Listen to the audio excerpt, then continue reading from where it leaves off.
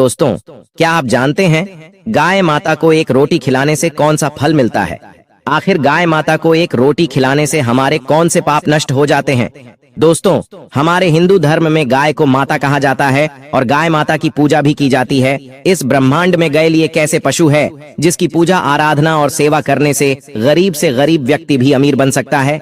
गाय की पूजा करने से समस्त मनोकामनाएं तुरंत पूर्ण हो जाती हैं। दोस्तों, गाय माता के शरीर में कई कोटि देवी देवताओं का वास होता है। इस वजह से गाय माता की पूजा करने से हमें समस्त देवी देवताओं का आशीर्वाद एक साथ प्राप्त होता है। दोस्तों, आज हम आपको बताएंगे कि गाय माता को एक रोटी खिलाने से कौन सा फल मिलता है। गाय माता का वह कौन सा अंग है जिसे सिर्फ स्पर्श करने से ही व्यक्ति के सारे दुख दर्द दूर हो जाते हैं। तो चलिए शुरू करते हैं। एक बार भगवान भोलेनाथ कैलाश पर्वत पर विराजमान थे। तभी अचानक से नारद जी नारायण नारायण का जाप करते हुए उनके पास आकर रुक जाते हैं और भगवान शिव जी को प्रणाम करते हैं। तो भगवान शिव देवासी नारद से कहते हैं, कहिए नारद जी, किस प्रयोजन से आना हुआ? तब देवर्षि नारद कहते हैं कि जगत के कर्ता धर्ता आपको त्रिकालदर्शी है। आपको तो मेरे आने का उद्देश्य पता ही है कि मैं आपके पास क्यों आया हूँ, लेकिन आप फिर भी यह प्रश्न कर रहे हैं। तब भगवान भोलेनाथ कहते हैं कि देवर्षि नारद, हम आपकी दुविधा को समझते हैं। आप बिल्कुल निश्चित होकर हमसे अपने प्रश्नों को पूछिए, हम आपको आपके प्रश्नों का उत्तर अवश्य देंगे। तब देवर्षि नारद बोले, हे प्रभु, अभी अभी मैंने देखा कि कुछ लोग गौ माता की पूजा कर रहे थे, उन्हें रोटियां खिला रहे थे, उनकी सेवा कर रहे थे। मैं गाय को रोटी खिलाने का महत्व जानना चाहता हूँ, और जो व्यक्ति गायों की सेवा करता है, उनकी पूजा करता है, उन्हें कौन सा फल मिलता है? वहीं दूसरी तरफ मैंने देखा कि कुछ लोग गाय माता पर अत्याचार कर रहे थे। उन्हें ऐसा करने पर कौन सा दंड मिलता है? और वह कौन सा ऐसा श्राप था जो गाय माता ने समस्त स्त्रियों को दिया था, जिसे कलयुग की समस्त स्त्रियां भोग रही हैं? मेरी यह जानने की तीव्र इच्छा हो रही है। तब भगवान शिव मुस्कुराते हुए देवर्षि नारद जी से कहते हैं, नारायण भट्ट नारायण जी, आपकी यह सभी प्रश्न बहुत ही महत्वपूर्ण है और अपने इन सभी प्रश्नों को पूछकर पूरी ब्रह्मांड का उद्धार कर दिया है। लेकिन मैं आपको आपके इन प्रश्नों का उत्तर देने से पहले आपको एक अत्यंत ज्ञानवर्धक कहानी सुनना चाहता हूँ। जो भी भक्ति कहानी को पूरा सुनता है, उसके मैं 32 अपराध माफ करता हूँ। दोस्तों, भगवान शिव जी कहते हैं, भारत के रायपुर शहर में गोपाल नाम का एक धनवान सेठ रहता था। वह प्रतिदिन ईश्वर की पूजा आराधना करता था। उसके जीवन में कोई दुख दर्द नहीं था। वह सुखपूर्वक अपने जीवन का निर्वहन कर रहा था। लेकिन कहते हैं ना कि बिना सुख और दुख का मनुष्य बिना जल के मछली के समान होता है। इसलिए मनुष्यों के जीवन में सुख के साथ दुख का आगमन होना ही चाहिए। उसे सेठ के साथ भी ऐसा ही कुछ हुआ था। उसके जीवन में सिर्फ एक ही दुख था कि उसको अभी तक संतान प्राप्ति का सुख नहीं मिला था। इस वजह से वह बहुत ही दुखी रहता था। उसने अपनी पत्नी को न जाने कितने वेदों और हकीम को दिखा दिया था, लेकिन उसे संतान की प्राप्ति नहीं हो रही थी। एक दिन गोपाल अपने किसी कार्य से किसी नगर की तरफ जा रहा था। तब उसने देखा कि एक तपस्वी महात्मा जी अपनी साधना में ली है। तब वह गोपाल महात्मा जी के पास रुक जाता है। कुछ देर ऐसे ही बैठने के बाद तपस्वी महात्मा जी अपनी आंखें खोलते हैं। तो वह गोपाल और महात्मा जी से कहता है कि मित्र, मैं अपने जीवन से बहुत ही परेशान हूँ, कृपया आप मुझे इसका से निजात दिलाएं। तब भी महात्मा जी उसे गोपाल नाम के से कहते हैं कि वह तुझे किस बात का कष्ट है? लगता नहीं है कि तुझे कोई कष्ट भी होगा। फिर गोपाल बड़े ही दुखी भाव से कहता है, मेरा कष्ट है कि मेरे विवाह को कई वर्ष हो चुके हैं, लेकिन अभी तक मुझे संतान की प्राप्ति नहीं हुई है। कृपया आप मुझे यह बताने का कष्ट करें कि मुझे संतान की प्राप्ति क्यों नहीं हो रही है, और आप कृपया करके मुझे संतान प्राप्ति का उपाय भी बताएं, जिसे करने के बाद मुझे संतान का सुख मिल सके। तब भी महात्मा जी अपनी अंतर्मन की शक्ति से उसे गोपाल नाम के सेठ के जीवन में घटित सभी घटनाओं को देख लेते हैं और क्रोध में उसे कहते हैं, अरे मूर्ख मानव, तूने घोर पाप किया है। क्या तुझे याद नहीं? एक बार जब तू किसी नजर को जा रहा था, तब एक वृक्ष के नीचे एक गाय अपने बछड़े के पास भूख प्यास से तड़प रही थी। तब तक भोलेनाथ को उसे गाय को भोजन करवाया और ना ही तूने उसे गाय को प्रणाम किया था। उसे गाय ने तुझे सहायता भी मांगी थी, लेकिन तूने उसे गाय माता की पुकार को सुनकर भी नजरअंदाज कर दिया था।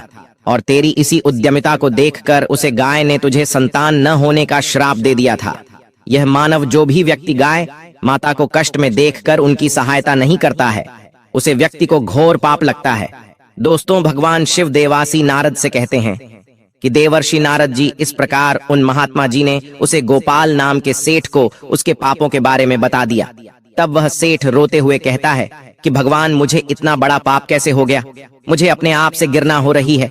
मेरी वजह से उसे गई और उसके बछड़े को इतना दुख सहना पड़ा। फिर वह गोपाल नाम का सेठ उन महात्मा जी से कहता है कि गुरुदेव, मैं अपने इस पाप का पक्ष करना चाहता हूँ। मैं जानता हूँ कि मेरा अपराध क्षमा योग्य नहीं है, लेकिन फिर भी मैं अपनी स्वतंत्रता का प्रायश्चित करना चाहता हूँ। कृपया करके आप मुझे इसका कोई उपाय बताएं जिसे करने के बाद मुझे मेरे पापों से मुक्ति मिल सके। फिर मैं महात्मा जी उसे गोपाल नाम के सेठ से कहते हैं कि गोपाल, तुम दुखी मत हो।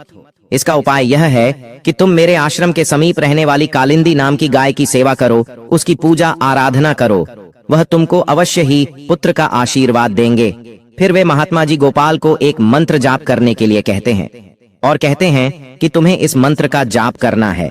अगर पहले ही बार मंत्र का जाप करने से वह कालिंदी नाम की गाय तुम्हारे पास आ जाती है तो तुम्हें पुत्र की प्राप्ति अवश्य होगी, और अगर वह गाय किसी वजह से तुम्हारे पास नहीं आती है तो अवश्य ही तुझे पृथ्वी की सारी गाय माताएं रुष्ट हो गई हैं। तब वह सेठ उसे मंत्र का जाप करने लगता है। उसके पहली बार ही मंत्र का जाप करते ही वह कालिंदी नाम की गाय उसे आश्रम में उसे गोपाल नाम के सेठ के पास आने लगती है। उसे गाय को आता देखकर वे महात्मा जी बोले कि वक्त तो देख, तेरे केवल एक बार ही मंत्र का जाप करने से यह कालिंदी नाम की गाय स्वयं चलकर तुम्हारे पास आ रही है। तू बहुत ही भाग्यशाली है। यह गाय निश्चित ही तेरे सभी दुखों को दूर कर देगी।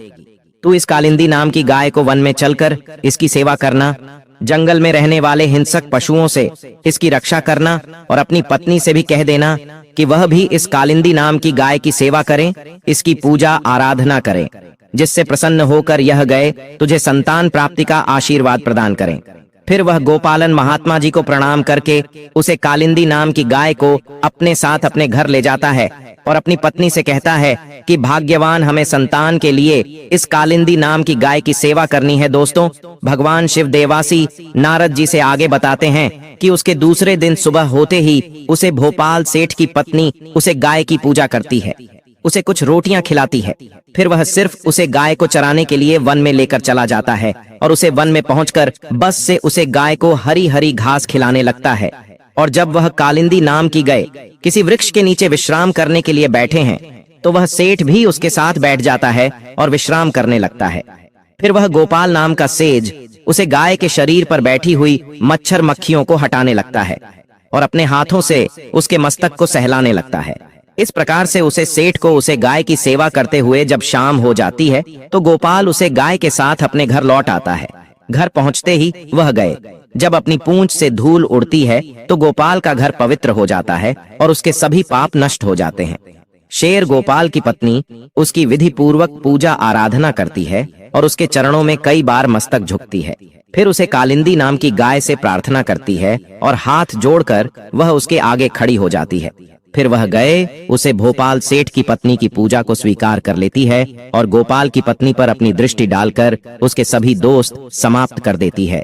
गाय की दृष्टि पड़ते ही उसे सेठ की पत्नी पवित्र हो जाती है। इस प्रकार से उसे गोपाल सेठ को उसे कालिंदी नाम की गाय की सेवा करते हुए 28 दिन बीत जाते हैं। फिर 29वें दिन जब भोपाल उसे गाय को लेकर वन में चला जाता है और उसे वन में पहुंचकर वह गाय वन के बीच में चली जाती है जहां पर कई सारे पेड़ पौधे, झाड़ियां और बड़ी बड़ी घास थी। पीछे छिपकर घास करने लगती है। इतने में ही एक शेर पीछे से आकर उसे कालिंदी नाम की गाय को बलपूर्वक दबोच लेता है। गोपाल को शहर के आने की आहट तक नहीं होती है।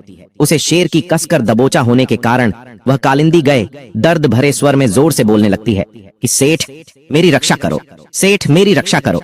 और जैसे ही गोपाल उसे गाय की आवाज सुनता है वैसे ही वह दौड़ता हुआ उसे गाय के पास पहुंच जाता है और वह देखता है कि एक खूंखार शेर ने कालिंदी नाम की गाय को बलपूर्वक दबोच रखा है।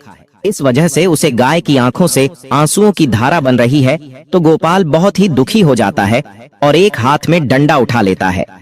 दोस्तों, भगवान शिव जी कहते हैं कि देवर्षि नारद जी जब गोपाल डंडा उठना है उसे समय वह शेर की तरफ नहीं देख रहा होता है, लेकिन इस समय जब शेर की तरफ देखा है तो उसे शेर की दृष्टि पड़ते ही डर के मारे गोपाल का शरीर कांपने लगता है। उसकी सारी शक्ति जिम हो जाती है।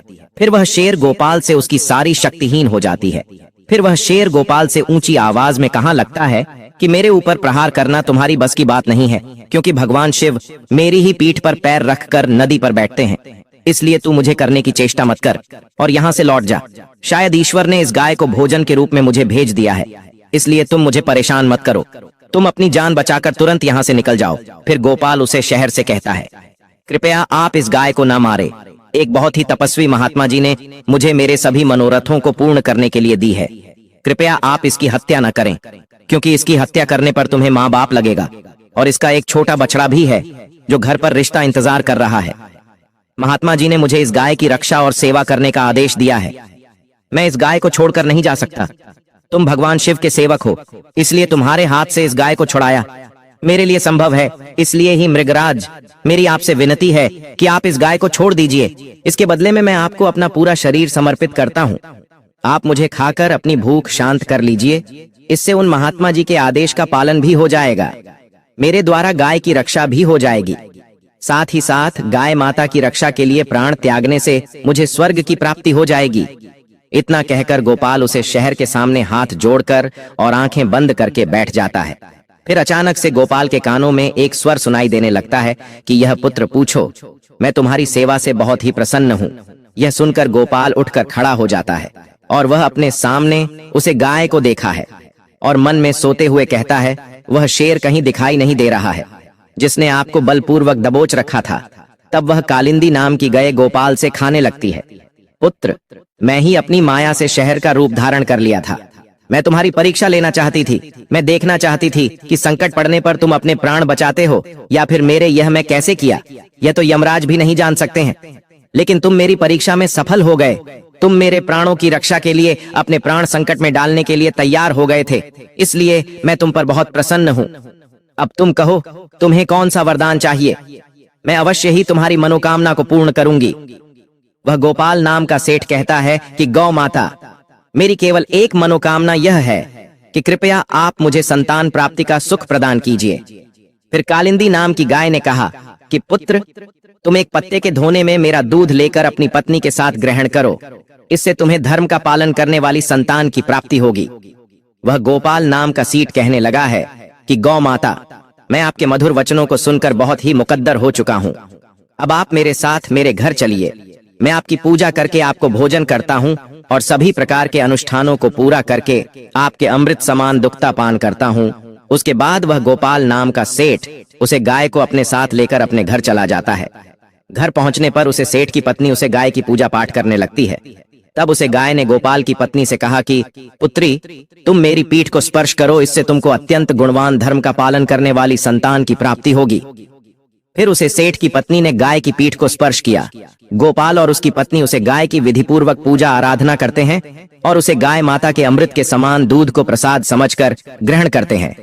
फिर वे दोनों और महात्मा जी के पास पहुंच जाते हैं। तभी महात्मा जी उन दोनों को खुश देखकर कहने लगते हैं, धनेश, अब यह गाय तुम दोनों से बहुत ही प्रसन्न है। अब तुम्हारी सभी मनोकामनाएं अवश्य ही पूर्ण हो जाएंगे। दोस्तों, भगवान शिव जी कहते हैं कि देवर्षि नारद जी जो भी मनुष्य गाय की सेवा करता है, उसे भोजन खिला है, उसकी पूजा आराधना करता है, उसकी सभी मनोकामनाएं पूर्ण हो जाती हैं। और जो भी व्यक्ति गाय की रक्षा करता है वह कभी भी गरीब नहीं रहता है और मृत्यु के बाद उसे व्यक्ति को सीधा स्वर्ग की प्राप्ति होती है और उसे व्यक्ति को भगवान भोलेनाथ के साक्षात दर्शन प्राप्त करने का सौभाग्य मिलता है। जो भी व्यक्ति श्रद्धा पूर्वक गाय का दूध पीता है उसे कोई बीमारी नहीं होती है और जो व्यक्ति गाय की पीठ को स्पर्श करता है उसके सभी पाप तुरंत ही नष्ट हो जाते हैं। जो व्यक्ति गाय को एक रोटी खिला है वह व्यक्ति नरक की वेतन नदी को गाय की पूंछ पड़कर पर कर लेता है। इतना करने से ही मनुष्य सभी ऐश्वर्य और यश को प्राप्त कर लेता है। वह व्यक्ति कभी भी गरीब नहीं रहता है। अतः हमें गाय माता की सेवा आराधना आवश्यक करना चाहिए, क्योंकि ऐसा करने से मनुष्य को 7 वीडियो तक मनुष्य योनि में जन्म लेने का सुख प्राप्त होता है। गाय माता की सेवा करने वाला व्यक्ति रंग से राजा भी बन सकता है। दोस्तों, भगवान शिव जी देवासी नारद से कहते हैं, इस प्रकार गोपाल के द्वारा उसे कालिंदी नाम की गाय की सेवा करने से उसे एक पुत्र की प्राप्ति होती है। दोस्तों, भगवान शिव कहते हैं कि देवरा से नारद जी आपका पहला प्रश्न का उत्तर मिल गया होगा।